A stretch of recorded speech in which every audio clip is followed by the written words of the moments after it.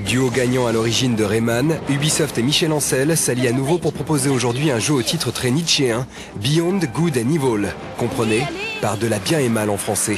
Pas besoin cependant d'avoir pratiqué la philosophie pour apprécier cette dernière production très inspirée de Zelda et qui a tout pour rivaliser avec le hit de Nintendo.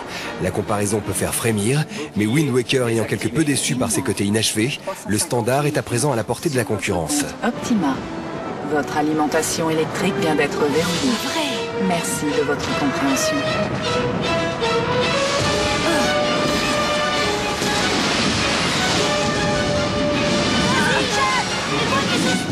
Entrez dans la maison et...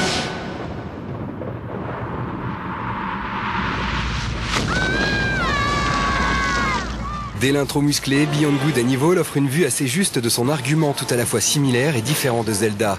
Jusqu'ici épargnée par la guerre qui ravage l'univers, la paisible planète d'Ilis est soudainement envahie par les Doms, créatures extraterrestres belliqueuses. Surprise par l'attaque, la jeune reporter Jade ne se laisse pas pour autant démonter et se porte au combat. Hormis la visée, le système est identique à celui de Zelda. Jade hérite des mouvements de Link jusqu'au saut automatique et possède aussi des cœurs en guise de barre de vie.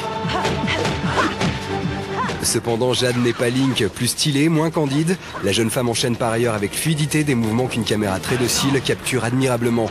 Certaines actions profitent à ce titre de ralentis très inspirés qui renforcent le côté dramatique des scènes. Mais la grande différence tient à la présence d'un compagnon aux côtés de l'héroïne. Que ce soit son oncle Paige ou plus tard l'agent H, Jade est toujours accompagnée. Ce qui lui permet d'accéder à des coups spéciaux en combat, de débloquer des mécanismes, mais l'oblige par contre à ouvrir la voie à son binôme. Là encore, la mise en scène s'en trouve enrichie, délivrant une émotion plus forte. Ouais, mais fais gaffe quand même. Quand on les énerve, ils sont incandescents. Du reste, la mise en scène est tout au service d'une histoire plus mature dont la complexité pourrait se résumer à cet aphorisme de Nietzsche: celui qui combat des monstres doit prendre garde de ne pas devenir monstre lui-même. Après l'incident, Jade ne sera plus la même et sa perception du monde va progressivement changer. Contactée par un groupe de résistance locale, elle va être enrôlée dans une lutte contre le gouvernement. Son objectif, réunir les preuves confondant les autorités qui jouent un double jeu. Son arme, un appareil photo. Car en dehors des séquences de combat finalement peu nombreuses, Beyond Good and Evil propose avant tout une aventure plus fine. Une aventure qui joue sur l'infiltration et l'exploration.